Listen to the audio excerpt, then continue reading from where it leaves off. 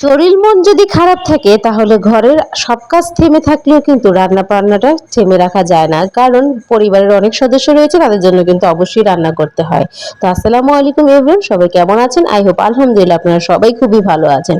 তো স্বাগত জানাচ্ছি আমার মিসেস জোরস ড্রিম পেজে। তো আজকে আমি রান্না করছি হচ্ছে পটল তরকারি, আর সেটা কিন্তু মাছ দিয়ে রান্না করছি। তো কিভাবে রান্না করছি সেটাই কিন্তু আমি আপনাদের সাথে শেয়ার করছি আজকের এই ভিডিওতে।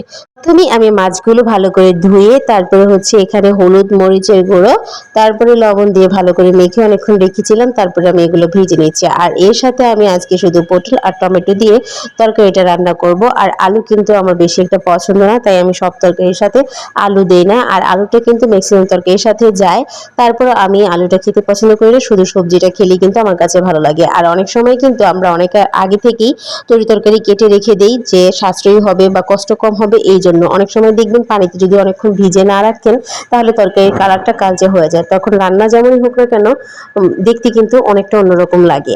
তারপরে আমি এগুলো অনেকক্ষণ ভিজিয়ে রেখেছিলাম, তারপরে প্রয়োজনীয় হলুদের গুঁড়ো মরিচের গুঁড়া একটু রসুন বাটা সবকিছু দিয়ে কিন্তু আমি তরকারিটা আগে ভালো করে কষিয়ে নেব।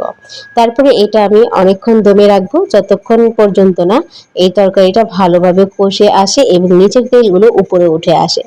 তারপরে আমি একটা কথা বলি, যে যে যেই তরকারি রান্না করুক না কেন সবার কাছে কিন্তু সবার রান্না নিজের কাছে ভালো।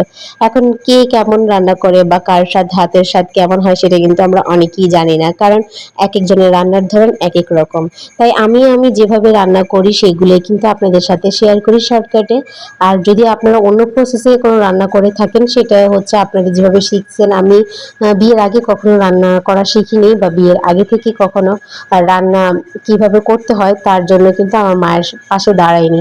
সবসময় আমার বাবা বলতো যে মা যখন রান্না করে তখন পাশে দাঁড়িয়ে শেখার জন্য, কিন্তু আমি আলসেমির কারণে কখনোই শিখিনি। তো ফাইনালি কিন্তু আমার রান্নাটা প্রায় হয়ে এসেছে, আর আমি যতটুকু পরিমাণে ঝোল রাখবো ততটুকু কিন্তু পানিটা শুকিয়ে এসেছে। তারপরে আমি মাছগুলো দিয়ে এখানে ধনেপাতা দিয়ে রান্নাটা শেষ করব। আবার অনেকেই বলতে পারেন ভাজার সময় 4টা বা 5টা পিস ভেজেছি, কিন্তু রান্নার বেলায় কেন 2টা পিস দিলাম, কারণ বাকিগুলো আমার বাসায় বিড়াল আছে, তাদেরকে আমি সবসময় সিদ্ধ করে দেই, কিন্তু ওরা মাছ ভাজাটা খেতে বেশি একটা পছন্দ করে। তাই আমি যখন রান্না করি ওদের জন্য মাঝে মাঝে 1-2 পিস রাখি আর কি।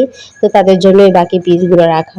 তো বন্ধুরা, প্রত্যেকেই ভিডিওটা না টেনে আমার পুরোটা ভিডিও দেখে কেমন হয়েছে আমার রান্নাটা আর রান্নার কালারটা খেতে কি সুস্বাদু হবে কিনা, আপনাদের কাছে কি মনে হচ্ছে সেটা কিন্তু অবশ্যই আমার কমেন্ট বক্সে জানিয়ে যাবেন।